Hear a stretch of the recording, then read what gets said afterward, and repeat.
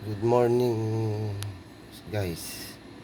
Eto 4 AM, di pa ako dinadatnan ng antok. Isa to sa side effect ng diabetic. Minsan hirap ka makatulog. Huh. Ah, Eto habang nagpe-Facebook ako kanina, may nakita ako social media. Mga nagtatalo tungkol sa bakit daw pinayagan ng mga gwardiya sa mall na magparada ang big bike sa car parking. Ba't daw hindi pinarada sa motorcycle parking? Ganito na lang yan guys. Hindi sa nagyayabang ako eh. Ako, big bike. Isa ako sa mga big bike owners. May big bike ako. Hindi sa nagyayabang ah. Gusto ko lang ipaliwanag sa inyo kung bakit pumapayag ang mga gwardiya or mga malls na magparada ng big bike sa car parking. Shout out nga pala sa inyong mga magigiting nating mga gwardiya kahit saan sa Pilipinas. Mabuhay kayo. Ganito yan eh. Ang big bike hindi kasi kasya sa motorcycle parking kasi malaki. Kaya nga big bike. Kung may papasok, hirap ipasok sa paradahan ng motor ang big bike. Kung maipasok mo man siya, hirap ka nang ilabas kasi masikip ang slot ng motorcycle parking. Ang motorcycle parking para lang sa mga low displacement, low CC. Kasi nga, hindi naman sila ganun kabulto, kalaki. Hindi kagaya ng mga big bike, mga high displacement, malalaki yung bulto.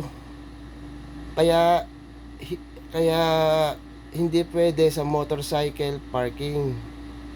Kaya pumapayag ang mga malls na iparada sa car park. Ang daming nagtatalo sa social media. Bakit daw pinayagan ng mga malls to? Pinipicturean pa nga yung ibang motor eh. Bakit daw ganon? Ito na lang papaliwanag ko. Pagpasok mo pa lang ng mall, papunta ka pa lang sa car parking. Kung ang dala mo big bike, paakyat ka ng car park. Sasawayin ka na nun eh. Na hindi po dyan paradahan ng motor. Pero hindi, dahil alam nilang ng mga magigiting nating gwardiya na big bike dala mo na pwede ka sa car parking. Kasi nga, hindi ka kakasya sa mall, sa motorcycle parking sa mall. Dahil nga malaki.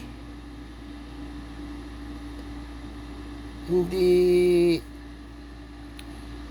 hindi pwede sa motorcycle parking. Kung dala mo naman low CC, low displacement, papasok ka sa car park sa mall, doon pa lang sa entrance, sasawayin ka na ng gwardiya eh. Ay hindi po dyan paradahan ng motor. Doon po, tuturo sa'yo, doon po sa kabila o doon sa gawin na yon. Hindi ka gaya ng big bike. Pag pumasok ka doon, hindi ka sasawayin, hindi ka pipigilan. Kasi SOP ng mga gwardiya ng mga malls na pwede kang mag-park ng big bike sa car parking. Dahil nga hirap ka mag-park sa motorcycle parking pag big bike ang dala mo. Hindi sa nagyayabang po ako, pinapaliwanag ko lang sa inyo na pwede po ang big bike sa car parking. Kasi ang daming nagtatalo sa social media na bakit daw ganito. Yung mga hindi po big bike owners, mga may four wheels dyan, na, na ano, na owners, four wheels owners, di po nila alam na pwede po ang mga big bike sa car parking. Kaya po, wag na kayong magtalo. Ang daming social media sa issue na yan. Sa totoo lang, ang dami kong nakikitang gano'n. Yan. Yun lamang po. Pinaliwanag ko lang po sa inyo kung bakit pwede ang big bike sa car parking sa mall. Dahil hirap nga magparada ang big bike. Hirap iparada ang big bike sa motorcycle parking.